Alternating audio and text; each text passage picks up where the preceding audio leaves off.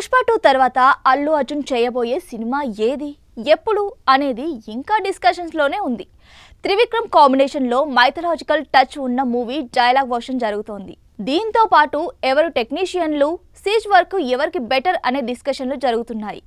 కానీ ఈ సినిమాతో పాటు ఈ సినిమా కన్నా ముందుగా విడుదల చేయడానికి వీలుగా మరో సినిమా చేయాలన్నది బన్నీ ఆలోచన. అందుకోసమే సన్ పిక్చర్స్ నిర్మాతగా అట్లీ డైరెక్షన్లో సినిమా అనే దాన్ని ఫైనల్ చేశారట. అంతవరకు బాగానే ఉంది, కానీ అది కూడా నానుతోంది. అనౌన్స్మెంట్ వరకు రావడం లేదు.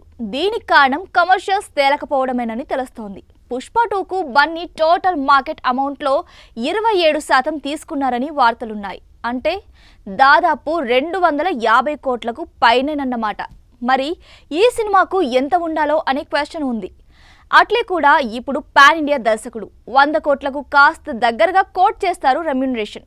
బన్నీకి 200 కోట్లు ఇచ్చి అట్లీకి 100 కోట్లు ఇస్తే రెమ్యూనరేషన్లు అన్నీ కలిపి 350 కోట్ల వరకు చేరిపోతాయి.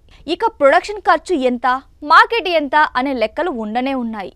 ఇప్పుడు ఇవే డిస్కషన్స్లో ఉన్నాయని, అవి వన్స్ ఫిక్స్ అయితే అప్పుడు ప్రాజెక్ట్ పట్టాలెక్కుతుందని తెలుస్తోంది. త్రివిక్రమ్ సినిమాకు ఈ సమస్య ఉండదు. ఎందుకంటే అక్కడ గీతా ఆర్ట్స్ భాగస్వామ్యం ఉంటుంది కనుక ఎమికబుల్గా మాట్లాడేసుకుంటారు.